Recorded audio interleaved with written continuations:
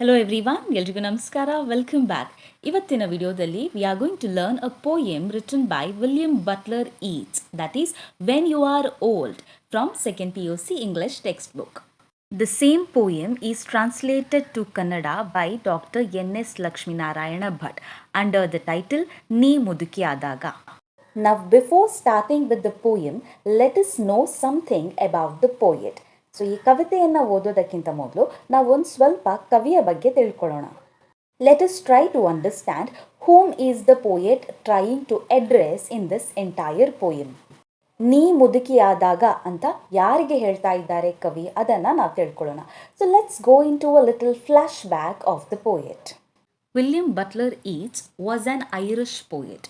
ಹೆಚ್ಚಿನ ಇವರ ಕವನಗಳು ಅಥವಾ ಇವರ ಬರಹಗಳು they were love poems. Okay, It is said that once the poet was in love with an Irish lady who was very beautiful. Her name was Maud Gonne. So Maud Gonne ಅನ್ನೋ ಒಂದು Irish ಲೇಡಿಯನ್ನು, Irish ಮಹಿಳೆಯನ್ನು ನಮ್ಮ ಕವಿ that is William Butler ಈಟ್ಸ್ನವರು ತುಂಬ ಪ್ರೀತಿಸ್ತಾ ಇದ್ರಂತೆ. But what happened when he propose to this beautiful lady? So ಎಷ್ಟೇ ಬಾರಿ ಪ್ರಪೋಸ್ ಮಾಡಿದ್ರೂ ಕೂಡ this Maud Gonne did not accept the poet's love. Therefore, it is said that in most of the poet's poems or his writings, he is addressing his beloved Maud Gonne.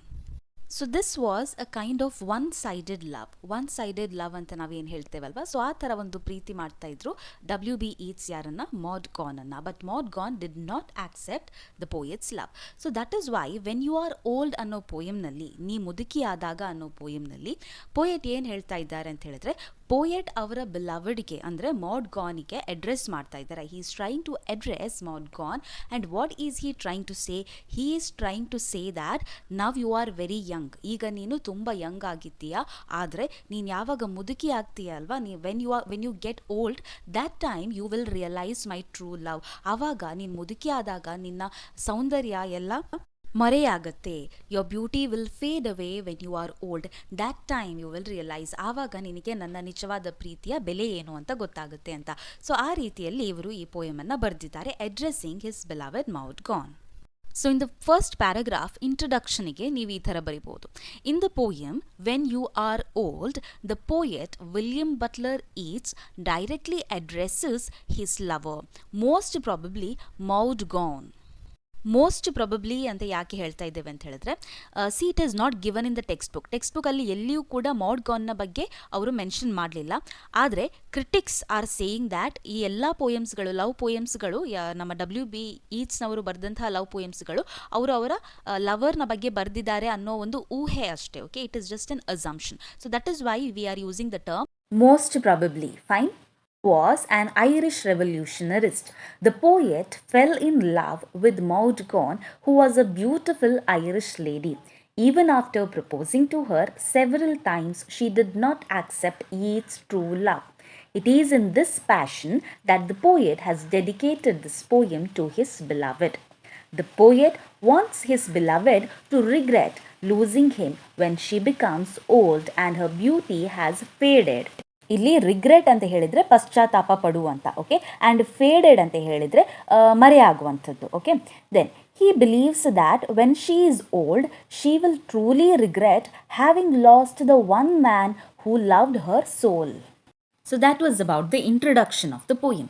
Now we shall read the poem. Totally there are 12 lines. Okay, 12 ಸಾಲಿನ ಒಂದು ಪದ್ಯ ಇದು, 3 ಸ್ಟಾನ್ಸಗಳಿವೆ. Now we'll read the first stanza. The first stanza, it says, when you are old and grey and full of sleep and nodding by the fire, take down this book and slowly read and dream of the soft look your eyes had once and of their shadows deep. In the first stanza, ಕವಿ ಅವರ ಲವರಿಗೆ ಹೇಳ್ತಾ ಇದ್ದಾರೆ that when you are old and grey and full of sleep. So in this line, the poet is trying to tell us the side effects of aging. Old and grey here refers to the grey hairs. ವಯಸ್ಸಾಗುವ ಒಂದು first signal ಏನು ಅಂತ ಹೇಳಿದ್ರೆ, you will have white hairs, ಕೂದಲು ಬೆಳ್ಳಗಾಗ್ತದೆ ಅಲ್ವಾ. So that is why poet is addressing his beloved and he saying that ನೀನು ಮುದುಕಿ ಆದಾಗ, ನಿನ್ನ ಕೂದಲು ಬೆಳ್ಳಗಾದಾಗ. ಅದೇ ರೀತಿ when you are full of sleep ಅಂತ ಹೇಳಿದ್ರೆ ಇಲ್ಲಿ getting tired. Okay, old age people ಅನ್ನ ನೀವು ನೋಡಿರ್ಬೋದು, they usually want to rest, they want to sleep ಅಲ್ವಾ, because they are tired and they don't have much energy. And nodding by the fire. Nodding by the fire ಅಂತ ಹೇಳಿದ್ರೆ ಬೆಂಕಿ ಗೂಡಿನ ಬಳಿ ನೀನು ಕೂತ್ಕೊಂಡಿರುವಾಗ. ಆ್ಯಂಡ್ ಇಲ್ಲಿ ನಾಡಿಂಗ್ ಅಂತ ಹೇಳಿದ್ರೆ ವಯಸ್ಸಾದವರನ್ನು ನೀವು ನೋಡಿರ್ಬೋದು, they constantly nod their heads, ಅಂದರೆ ಅವರ ತಲೆ ಅವರು ಶೇಕ್ ಮಾಡ್ತಾನೆ ಇರ್ತಾರೆ ಅವರ ತಲೆಯನ್ನು. You must have seen this. So the poet is talking about that. Take down this book. Take down this book ಅಂತ ಹೇಳಿದರೆ ಆವಾಗ ನೀನು ಯಾವಾಗ ಮುದುಕಿ ಆಗ್ತೀಯಲ್ವಾ ಆವಾಗ ನೀನು ನನ್ನ ಬುಕ್ಕನ್ನು ತೆಗೆದುಕೋ, then you start reading it slowly ಅಂತ ಹೇಳಿದ್ದಾರೆ. And slowly read and dream of the soft look your eyes had once and of their shadows deep.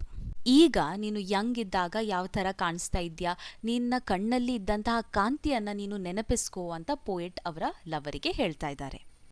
So we can summarize the first stanza like this. In the first stanza, the speaker is addressing his lover. He is asking her to imagine herself when her hairs turn grey and she becomes old. Nodding by the fire causes the readers to grasp the reality of the effects of aging. Grasp the reality of effects of aging ಅಂತ ಹೇಳಿದ್ರೆ ವಯಸ್ಸಾದಾಗ ಏನೆಲ್ಲ ಆಗುತ್ತೆ ಅದನ್ನು ರೀಡರ್ಸ್ಗೆ ಅವರು ಹೇಳ್ತಾ ಇದ್ದಾರೆ, ಈ ಥರ ಎಲ್ಲ ಆಗುತ್ತೆ ಅಂತ. Okay, that is the reality of aging the poet is trying to say. And to realize that they too will be old one day and unable to stay awake. The poet asks his beloved to picture herself as an old woman and then to read the book in which he has written about her.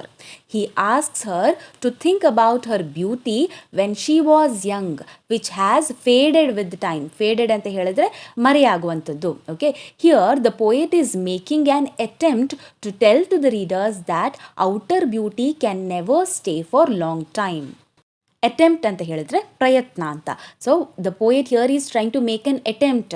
ಅವರು ರೀಡರ್ಸಿಗೆ, ಓದುಗರಿಗೆ ಒಂದು ಹೇಳುವ ಪ್ರಯತ್ನವನ್ನು ಮಾಡ್ತಾ ಇದ್ದಾರೆ. ಏನು ಹೇಳುವ ಪ್ರಯತ್ನ ಮಾಡ್ತಾ ಇದ್ದಾರೆ? He is trying to say that ನಮ್ಮ ಔಟರ್ ಬ್ಯೂಟಿ ಕೂಡ, ನಮ್ಮ ಹೊರಗಿನ ಸೌಂದರ್ಯ ಕೂಡ ಮರೆಯಾಗುತ್ತೆ ಒಂದಲ್ಲ ಒಂದು ದಿನ. And that is not going to stay for a long time. ಅದು ಶಾಶ್ವತ ಅಲ್ಲ ಅಂತ ಹೇಳ್ತಾ ಇದ್ದಾರೆ. Now we shall read the second stanza. How many loved your moments of glad grace, and loved your beauty with love false or true. But one man loved the pilgrim soul in you, and loved the sorrows of your changing face. So here how many loved your moments of glad grace ಅಂತ ಹೇಳಿದ್ರೆ ಇಲ್ಲಿ poet ಹೇಳ್ತಾ ಇದ್ದಾರೆ, ನೀನು Young ಆಗಿದ್ದಾಗ, ಯಾರಿಗೆ? ಅವರ ಲವರಿಗೆ ಹೇಳ್ತಾ ಇದ್ದಾರೆ, ನೀನು ಯಂಗ್ ಆಗಿದ್ದಾಗ ನಿನ್ನನ್ನು ಎಷ್ಟು ಜನ ಅಡ್ಮೈರ್ ಮಾಡ್ತಾ ಇದ್ರು, ಎಷ್ಟು ಜನ ನಿನ್ನನ್ನು ನೋಡಲಿಕ್ಕೆ ಇಚ್ಛಿಸ್ತಾ ಇದ್ರು. And loved your beauty with love false or true. ಅಂದರೆ ಅವರು ನಿನ್ನ ಬ್ಯೂಟಿಯನ್ನು, ನಿನ್ನ ಔಟರ್ ಬ್ಯೂಟಿಯನ್ನು, ನಿನ್ನ ಬಾಹ್ಯ ಸೌಂದರ್ಯವನ್ನು ಮಾತ್ರ ಪ್ರೀತಿಸ್ತಾ ಇದ್ರು, ಅಥವಾ ಅವರು ನಿನ್ನನ್ನು ನಿಜವಾಗಿ ಪ್ರೀತಿಸ್ತಾ ಇದ್ರೋ ಇಲ್ವೋ ನನಗೆ ಗೊತ್ತಿಲ್ಲ. But one man loved the pilgrim soul in you ಅಂತ ಹೇಳ್ತಾ ಇದ್ದಾರೆ ಥರ್ಡ್ ಲೈನಲ್ಲಿ. ಒನ್ ಮ್ಯಾನ್ ಅಂತ ಹೇಳಿದ್ರೆ the poet is talking about himself. ಒಬ್ಬ ಮಾತ್ರ ನಿನ್ನಲ್ಲಿದ್ದಂತಹ ಪಿಲಿಗ್ರಿಮ್ ಸೋಲನ್ನು, ಪಿಲಿಗ್ರಿಮ್ ಅಂತ ಹೇಳಿದರೆ ಪೂಜನೀಯ ಸ್ಥಳ ಅಂತ ಕರಿತೇವಲ್ವ ನಾವು, that is pilgrim. Okay, pilgrim in the sense a divine soul. So ನಿನ್ನ ಆತ್ಮವನ್ನು ಪ್ರೀತಿಸಿದ್ದವನು ಒಬ್ಬನೇ, ಅದು ಯಾರು? ಅದು ನಾನು. That is the poet is representing himself and he is confessing his true love to his beloved Maud Gonne. And loved the sorrows of your changing face. ಅಂದರೆ ನಿನ್ನ ಮುಖದಲ್ಲಿ ಆಗ್ತಾ ಇದ್ದಂಥ ಬದಲಾವಣೆಗಳನ್ನು ಕೂಡ ನಾನು ಪ್ರೀತಿಸಿದ್ದೆ. Which means that the poet was not bothered about Har outer beauty. ಅವಳ ಬಾಹ್ಯ ಸೌಂದರ್ಯವನ್ನು ಮಾತ್ರ ಅಲ್ಲ, ಬಟ್ ಅವಳ ಆತ್ಮವನ್ನು ಪ್ರೀತಿಸಿದ್ರು ಅಂತ ಪೋಯೆಟ್ ಇಲ್ಲಿ ಹೇಳ್ತಾ ಇದ್ದಾರೆ. So summary of the second ಸ್ಟ್ಯಾನ್ಸಾವನ್ನು ನೀವು ಈ ಥರ ಬರಿಬೋದು. You can write, in the second stanza the poet defines the beauty of the girl whom he once loved deeply. He asks her to remember how many people loved and admired her beauty. But he also makes a distinction ಅಂತ ಹೇಳಿದ್ರೆ ಇಲ್ಲಿ ವ್ಯತ್ಯಾಸ ಮಾಡ್ತಾ ಇದ್ದಾರೆ. ಪೋಯೆಟಿಗೂ ಮತ್ತು ಬೇರೆಯವರಿಗೂ ಅವರು ವ್ಯತ್ಯಾಸವನ್ನು ಮಾಡ್ತಾ ಇದ್ದಾರೆ. he makes a distinction between his love and others' love. He says that he loved her divine soul. ಅವರ ಪವಿತ್ರವಾದ ಆತ್ಮವನ್ನು ಅವರು ಪ್ರೀತಿಸಿದ್ರು ಅಂತ ಹೇಳ್ತಾ ಇದ್ದಾರೆ. and also loved the flaws ಅಂತ ಹೇಳಿದ್ರೆ ಮುಖದಲ್ಲಿ ಆಗುವಂತಹ ಬದಲಾವಣೆಗಳು, ರಿಂಕಲ್ಸ್ ಇರ್ಬೋದು ಅಥವಾ ಪಿಂಪಲ್ಸ್, ಆಕ್ನೇಸ್ಗಳು, ಏಜ್ ಆಗುವಾಗ ನಮ್ಮ ಮುಖದಲ್ಲಿ ಕಾಣುವಂತಹ ಬದಲಾವಣೆಗಳು, ಅದನ್ನು ಕೂಡ ನಾನು ಪ್ರೀತಿಸಿದ್ದೆ ಅಂತ ಹೇಳ್ತಾ ಇದ್ದಾರೆ. So loved the flaws on her face, but others only loved her for her beauty. This way the poet is trying to confess that his love for her was pure, unadulterated ಅಂತ ಹೇಳಿದ್ರೆ ಯಾವುದೇ ಸ್ವಾರ್ಥವಿಲ್ಲದ ಪ್ರೀತಿ ಅಂತ, and true. Now let us read the last stanza. And bending down beside the glowing bars, murmur a little sadly how love fled, and paced upon the mountains overhead, and hid his face amid a crowd of stars. So at last the poet wants this lady to regret losing the true love. ಕವಿಯ ಶುದ್ಧವಾದ ಪ್ರೀತಿ ಅಥವಾ ಪವಿತ್ರವಾದ ಪ್ರೀತಿಯನ್ನು ಕಳೆದುಕೊಂಡದ್ದಕ್ಕೆ ಪಶ್ಚಾತ್ತಾಪ ಪಡಬೇಕು ಅಂತ ಅವರು last ಲೈನ್ಸಲ್ಲಿ ಹೇಳ್ತಾ ಇದ್ದಾರೆ. ದ್ಯಾಟ್ ನೀನು ನನ್ನ ಪವಿತ್ರವಾದ ಪ್ರೀತಿಯನ್ನು ಆಕ್ಸೆಪ್ಟ್ ಮಾಡಲಿಲ್ಲ, ಅದನ್ನು ನೀನು ಒಪ್ಕೊಳ್ಳಿಲ್ಲ, ಹಾಗಾಗಿ ನಾನು ಪರ್ವತದಾಚೆ ಮರೆಯಾಗಿದ್ದೇನೆ. I have gone beyond the mountains and hid my face amidst the crowd of stars. ಅಂದರೆ ಇನ್ನು ನಾನು ನಿನಗೆ ಮತ್ತೆ ವಾಪಸ್ ಸಿಗೋದಿಲ್ಲ ಅಂತ. So he clearly wants his lady to regret losing a true love like him. So third stanza ಸಮ್ಮರಿಯನ್ನು ನೀವು ಈ ರೀತಿ ಬರಿಬೋದು. In the third stanza, the poet wants his lady to regret losing a true love like him. Regret ಅಂತ ಹೇಳಿದ್ರೆ ಪಶ್ಚಾತ್ತಾಪ ಅಂತ. Then the description of her bending down beside the glowing bars. Description ಅಂತ ಹೇಳಿದ್ರೆ ಇಲ್ಲಿ ವರ್ಣನೆ ಅಂತ. Okay, so bending down beside the glowing bars ಅಂತ ಹೇಳಿದ್ರೆ ಇಲ್ಲಿ it depicts an old women. Depicts ಅಂತ ಹೇಳಿದ್ರೆ ಯಾವುದನ್ನು ಪ್ರತಿಬಿಂಬಿಸ್ತದೆ ಅಂತ, ರೆಪ್ರೆಸೆಂಟಿಂಗ್ ಅಂತ. Okay, depicts an old women bending closer to the fire, remembering and regretting how the love she once had from the speaker ran away. Okay, so ಅವಳು ಈಗ ಪಶ್ಚಾತ್ತಾಪ ಪಡ್ತಾ ಇದ್ದಾಳೆ, ಅದನ್ನು ಅವರು ಇಮ್ಯಾಜಿನ್ ಮಾಡ್ಕೊಳ್ತಾ ಇದ್ದಾರೆ. ಪೋಯೆಟ್ ಅವರೇ ಇಮ್ಯಾಜಿನ್ ಮಾಡ್ಕೊಳ್ತಾ ಇದ್ದಾರೆ. The poet seems to be telling her this while his love for her will always remain, she will be unable to reach it. Okay, so poet ಅವರನ್ನು ಯಾವತ್ತಿದ್ರೂ ಪ್ರೀತಿಸ್ತಾ ಇದ್ದಾರೆ, ಬಟ್ ಅವಳಿಗೆ ಆ ಪ್ರೀತಿ ಮತ್ತೆ ವಾಪಸ್ ಸಿಗೋದಿಲ್ಲ ಅಂತ. Okay, as one is unable to reach into the heavens and pluck out a star. ಯಾವ ರೀತಿ ನಾವು ಆಕಾಶಕ್ಕೆ ಹೋಗಿ ಅಲ್ಲಿಂದ ಒಂದು ಸ್ಟಾರನ್ನು ತಗೊಂಡು ಬರಲಿಕ್ಕೆ ಸಾಧ್ಯ ಇಲ್ವೋ, ಅದೇ ರೀತಿ ಇವಳಿಗೆ ಅಂದರೆ ಮೌಡ್ಗಾನಿಗೆ ಪೋಯೆಟ್ನ ಪ್ರೀತಿ ವಾಪಸ್ ಸಿಗೋದಿಲ್ಲ ಅಂತ. Thus, the speaker is proclaiming to the woman he loves that her rejection of him has sent him running to the mountains. He claims that he has hidden his face. Now finally the concluding paragraph, ಕೊನೆಯದಾಗಿ ನೀವು ಏನು ಬರಿಬಹುದು ಅಂತ ಹೇಳಿದ್ರೆ, therefore in the poem when you are old the poet makes an attempt to convey ಅಂತ ಹೇಳಿದ್ರೆ ತಿಳಿಸುವಂಥದ್ದು ಅಥವಾ ಬೇರೆಯವರಿಗೆ ಹೇಳುವಂಥದ್ದು. Okay, that is convey the importance of true love to the readers and also reminds the fact that everyone will grow old one day and our outer beauty will fade away while our inner beauty will remain for ever.